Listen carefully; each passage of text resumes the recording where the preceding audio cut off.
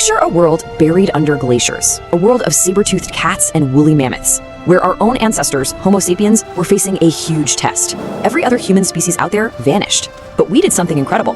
We conquered the ice. So let's get into how our species didn't just survive the last great ice age, we actually mastered it. First off, let's just wrap our heads around how brutal the cold really was. We're not talking about a tough winter here. In some places, the average temperature dropped by as much as 11 degrees Celsius. That's a deep freeze that lasted for thousands and thousands of years. And this kind of cold, well, it had some serious consequences. The Neanderthals, right? The ones who were famously tough and adapted to the cold of Europe for hundreds of thousands of years, they didn't make it. They were gone. In fact, pretty much every other kind of human on the planet disappeared. We were the only ones left standing.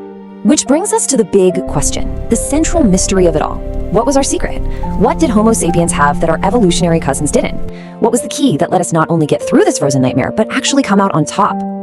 To find the answer, we've got to set the scene. We need to understand the world our ancestors were up against. This wasn't just a long winter, this was a whole different geological era of extreme biting cold. So scientists call this period the last glacial maximum, or LGM for short. This was the peak of the Ice Age, the absolutely coldest, most unforgiving period the planet had seen in hundreds of thousands of years. We're talking massive ice sheets covering huge chunks of North America and Europe, literally reshaping the world. Now, this timeline really puts things in perspective. Our species had been around for a long time, sure, but this LGM was a pretty recent and incredibly intense test. We'd only just started pushing into these colder northern places right before the deep freeze really kicked in, which is right around the same time our Neanderthal cousins were fading away. So, how did we face down a frozen planet? Well, a big part of the answer is in our gear. Our ancestors were absolutely brilliant innovators, and they developed a revolutionary toolkit to take on this new world. And sometimes the biggest revolutions come in the smallest packages. This tiny piece of tech, usually carved from bone, was a complete and total game changer. The eyed needle fundamentally changed our relationship with the cold. And this comparison shows you exactly why. Before the needle, you had to use an awl to punch a hole, then you had to painstakingly thread a piece of sinew through it. The result? Baggy clothes with big, drafty seams. But the eyed needle, wow, it pierced and threaded all in one smooth, efficient go.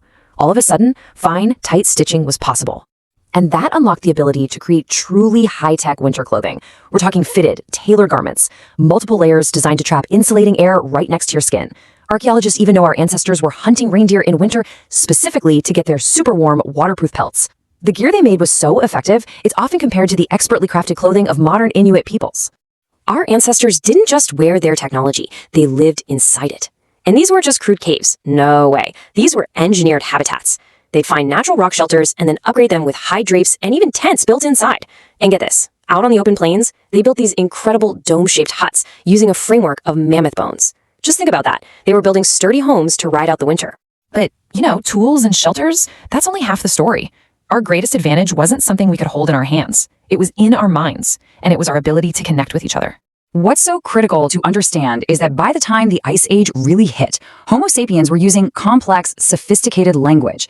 And this wasn't just for yelling, "watch out." It was a powerful tool for building a shared identity, and most importantly, for survival.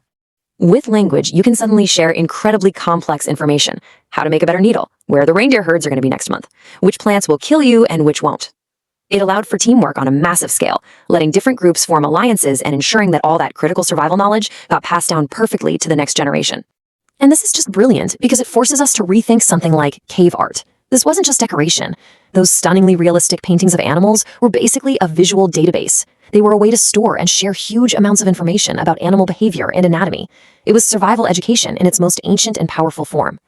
So you take all of that, the tools, the social bonds, the shared knowledge, and it all leads to our ultimate upper hand, the ability to think ahead, to anticipate the future, to plan.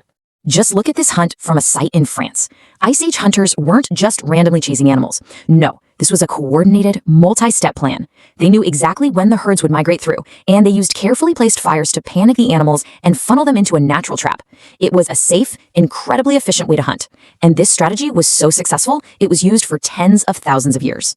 This strategic thinking even extended to their tools. Take the burin, a type of stone chisel. It wasn't just another sharp rock. It was a tool to make other tools. It let them carve grooves in bone to create lightweight, detachable spearheads. I mean, think about that. This is one of the first examples of modular technology, interchangeable parts. That's a level of forward thinking that is just incredible. So, as the world finally started to warm up and the ice pulled back, Homo sapiens emerged stronger than ever. But the same couldn't be said for the giant creatures that had defined the Ice Age for so long. And that's one of the great questions of prehistory, isn't it? Why did the woolly mammoth, the saber-toothed cat, the giant ground sloth, why did they all disappear around the same time? Was it our fault? Well, the scientific consensus today points to a 1-2 punch. The primary driver, as this chart makes clear, was rapid climate change. The world warmed up, and the habitats these huge specialized animals needed just vanished. But, and this is a big but, the relentless pressure from these increasingly sophisticated human hunters was a huge factor. We were the accelerant that pushed many of these struggling species right over the edge. And this really gets to the core of our success. While all these specialized animals struggled with a changing world, humans thrived because we were the ultimate generalists. Our survival wasn't tied to one type of food or one environment. We could eat anything, invent new tools for any problem, and change our behavior to fit any climate. We were, above all, adaptable. And here's a final, pretty mind-bending fact for you. Geologically speaking, the Ice Age never really ended. We're just living in what's called an interglacial, a short, warm break between the big freezes. All of human civilization, everything we have ever built, has happened during this temporary thaw.